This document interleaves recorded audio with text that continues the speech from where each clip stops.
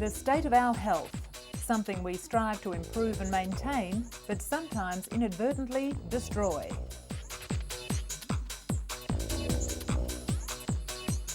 Universally, it's vitally important. The Germans have a universal word for it. Gesundheit. Coming up in today's edition, we see what life's like for the first generation of teens born with HIV through the eyes of one brave young man. And while the antiretroviral drugs are improving, people's prejudices have hardly changed at all.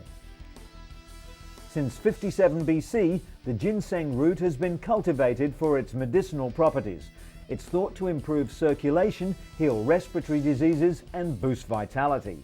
Now, researchers at Seoul National University claim the root may even suppress cancer. In Russia, a summer camp has been turned into a centre for the treatment of children with mental and physical disabilities.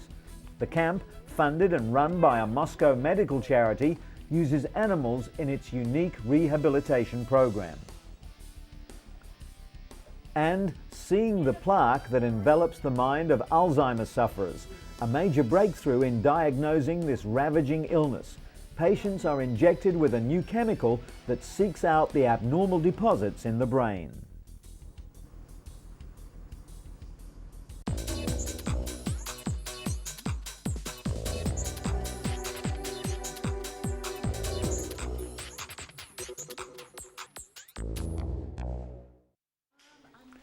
But first, Manu Dhingra, the first of New York's burn victims from the World Trade Center attack, to leave hospital and head home.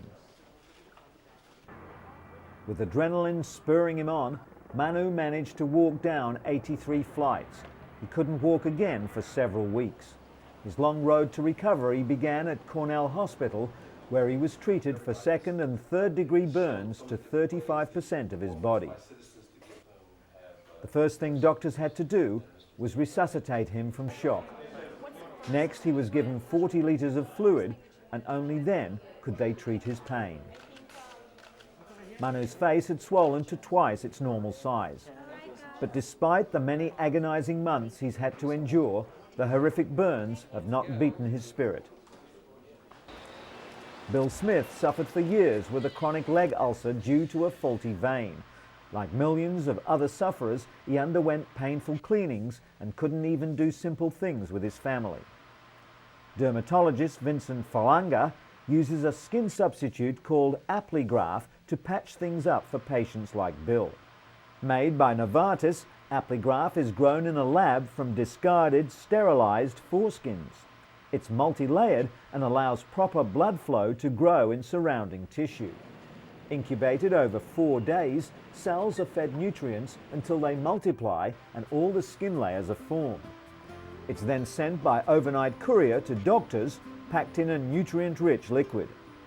Doctors apply Apligraf directly to a wound and wrap the area with a compression bandage so that it will heal faster than conventional compression therapy alone. Apligraf is also being studied for use on other types of skin wounds, like those caused by diabetes, sickle cell anemia, or burns. And speaking of skin, workers at Genomics Collaborative Incorporated in Cambridge, Massachusetts begin each day with a new delivery of blood and tissue samples. They never know how many they'll receive, but they must carefully process each sample immediately. Lab Director Janice Williamson knows firsthand how important biological specimens are to research. She once spent 2 years tracking down tissue samples for a single research project.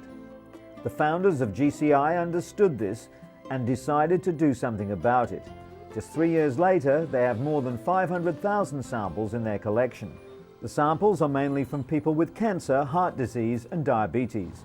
Tissue is taken during surgeries to either remove a tumour or, in the case of heart disease, during bypass procedures. GCI has already begun using their own samples of DNA to search for genetic clues for common diseases. With hundreds of samples on each chip, they're helping others as well as themselves fund and potentially find future cures. And for the past 4 years, Diana Campuzano has been on the painful road to recovery. She was badly injured during a 1997 Jerusalem suicide bombing. She's seen here being treated moments after the bomb ripped open her face. We're so used to scenes like these that we rarely comprehend the scale of the trauma that victims must cope with after the attack. It's taken 8 painful surgeries to reconstruct bones, put pins in her skull, fix shattered eardrums, remove scar tissue, and even tattoo eyebrows back onto her face. Today, surgeons are trying to reduce scarring on Diana's forehead. There are some things that can't be fixed. The scarring from burns, her eyesight in one eye, and of course the emotional distress. The bombing has left Diana suffering post-traumatic stress disorder, crippling anxiety and flashbacks. Her faith has been tested to the extreme, but ultimately it has seen her through the tough times. According to Diana, despite it all, she's grateful to be alive.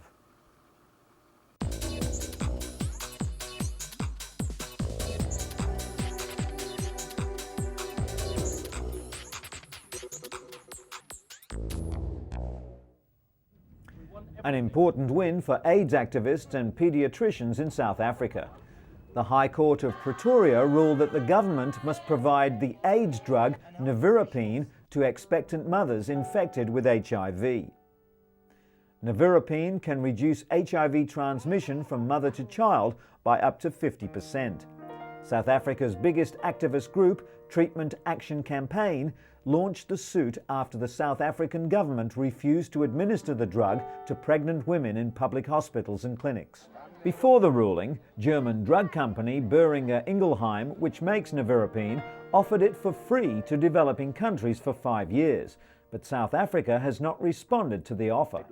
The decision requires President Mbeki's government to formulate a plan for dispensing the drug, but the government argues that even if given nevirapine, women will still transmit HIV to their children through breast milk.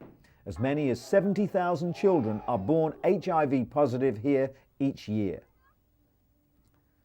As HIV continues to spread across the globe, the cost of treating the deadly virus is becoming more prohibitive. The drug cocktail costs each patient $15,000 a year, more than the average person's wages in many developing countries. But US scientists report that it may be possible to cut a patient's dosage in half, reducing side effects and cutting costs. Researchers at the National Institutes of Health in Bethesda, Maryland, took a group of 10 patients and put them on intermittent treatment, 7 days on drug therapy and 7 days off for 68 weeks. They monitored the patient's viral load, or the level of HIV in the patient's blood after 7 days off the treatment, and found the results were almost identical to patients who received continuous therapy. Cutting back on highly active antiretroviral therapy, or HAART, can suppress the virus without creating resistant strains. Follow-up research will be conducted in the United States and Uganda in the hope that more drugs will be available to developing countries. The cost reduction could also prove critical in places like Africa, where more than 28 million people live with the virus.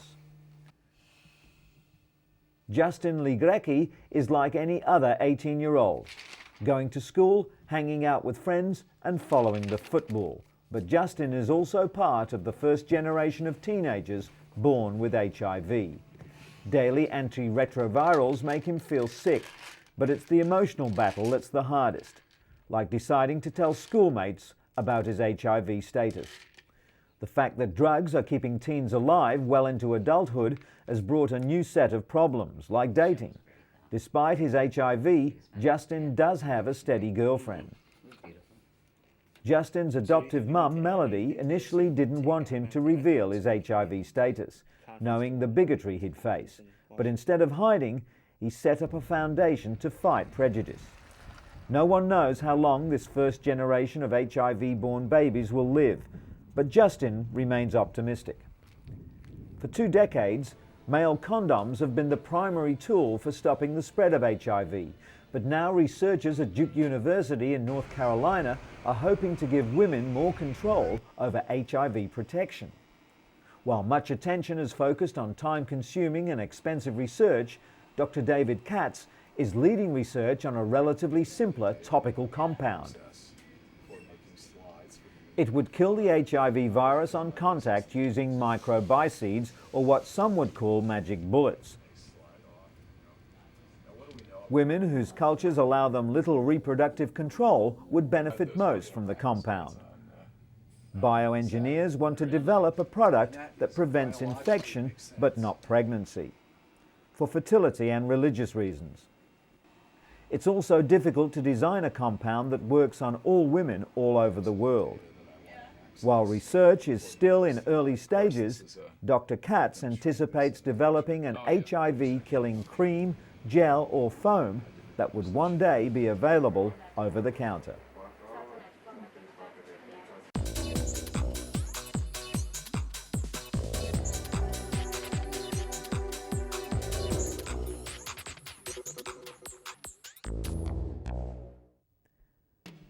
The ancient medicinal ginseng root is big business in Korea. Like cherished artwork, the older it gets, the more it costs. A 124-year-old root was recently auctioned off for a staggering $81,000 US. The reason? Ginseng is thought to improve circulation, heal respiratory diseases, stave off colds, and boost vitality. Since 57 BC, the root has been cultivated for its medicinal properties. The Korea Ginseng Corporation produces 600 tons of red ginseng each year, 40% of which is exported. Ginseng derives its pharmacological property from a soap-like substance known as ginsenoside. Now, researchers at Seoul National University claim the root could even suppress cancer. Such scientific accolades are only expected to boost sales and expectations even higher.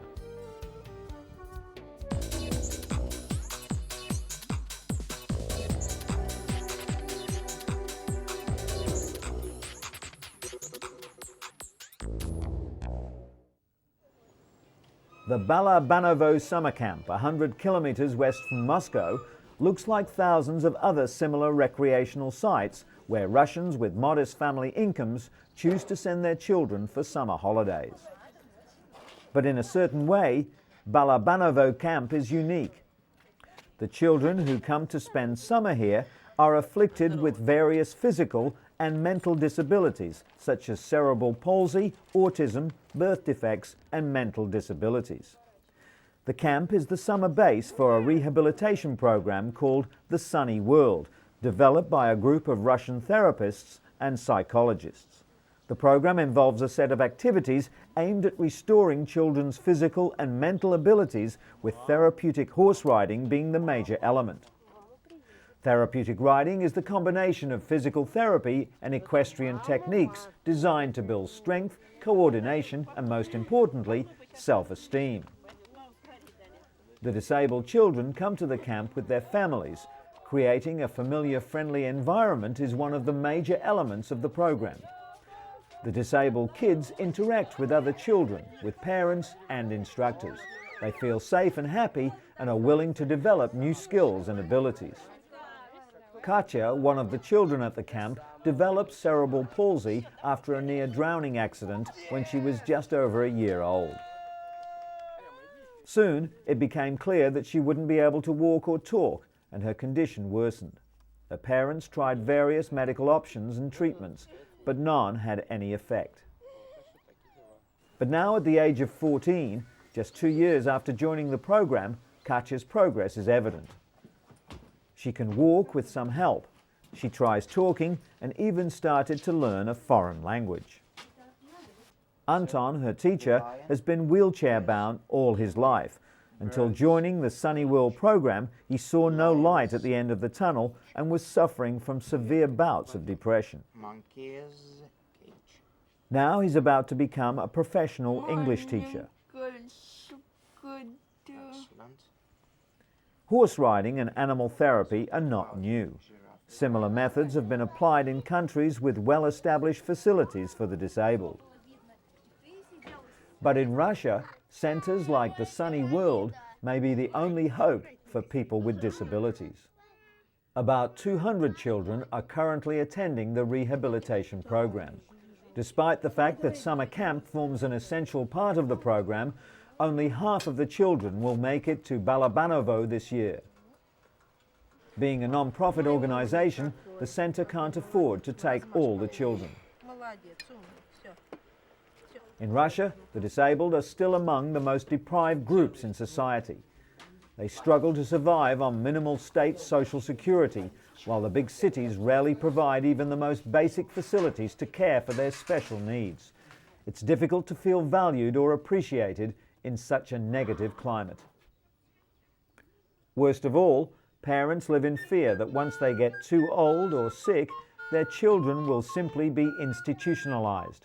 That's why the program promotes maximum development, so these children can someday live independent lives.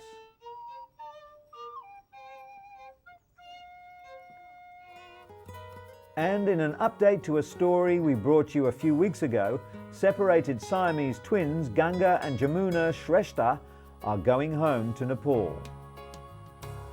The rare babies underwent a 97-hour operation at Singapore General Hospital to separate their skulls.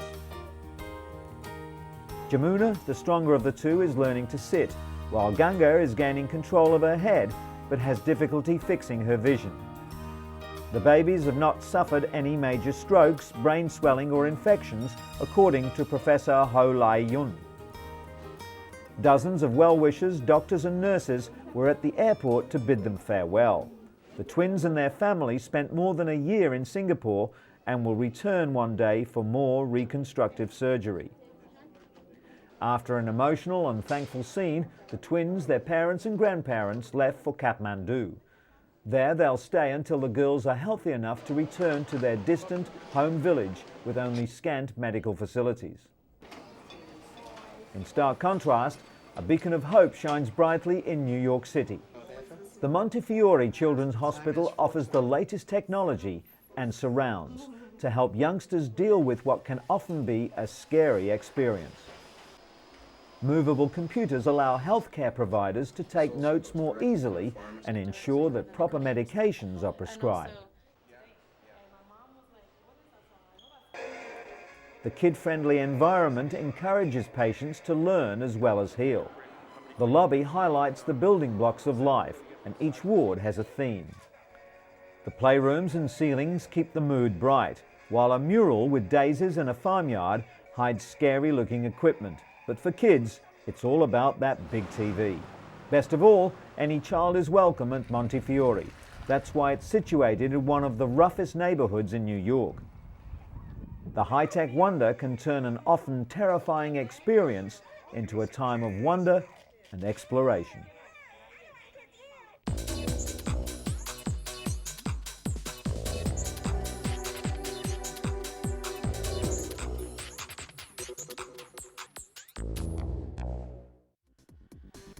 Robert Schmidt is one of an estimated 500,000 Americans suffering from the neurodegenerative disorder Parkinson's disease. Researchers say the disorder is caused by a combination of factors, both environmental and genetic. But new research in the latest issue of the Journal of the American Medical Association suggests a link between Parkinson's disease and another neurodegenerative disorder, Alzheimer's, via a protein called tau. Doctors at Duke University Medical Center believe they've found the connection on chromosome 17. Unlike the abnormal deposits of tau found in the brains of Alzheimer's patients, Vance says there's no abnormal tau in Parkinson's patients. Instead, researchers are finding a rather common form of protein that increases the susceptibility of developing late-onset Parkinson's disease. Duke researchers have also discovered 5 new genes linked to Parkinson's disease and hope the latest discoveries will bring them one step closer to finding a cure for the debilitating disease. Scientists at the University of California have developed a new way to detect changes in the brain before symptoms of the devastating disease begin. They believe it will revolutionize the way Alzheimer's patients are treated. During testing, a patient is injected with a new chemical which seeks out abnormal deposits in the brain. The patient then enters a PET scanner which shows where the chemical has accumulated. The technique is still undergoing clinical trials, but the potential benefits for Alzheimer's sufferers are huge. Dementia-related diseases affect more than 30% of people over the age of 80. Doctors hope that this breakthrough will lead to new forms of treatment and potentially even a cure. And while we're on the subject of aging, could a simple pill help men go through the infamous midlife crisis? Some doctors now say the midlife change is caused by dropping levels of the male hormone testosterone.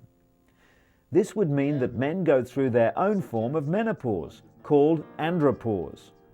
Some doctors offer patients testosterone replacement therapy to fight the symptoms of andropause, such as mood swings and osteoporosis. However, other doctors, like psychiatrist Dr. Thomas Wise, say that andropause is not a biological stage of life like menopause, but rather a psychological phase. Testosterone levels drop in men starting as early as age 30, and by age 70 can be half the level found in young men.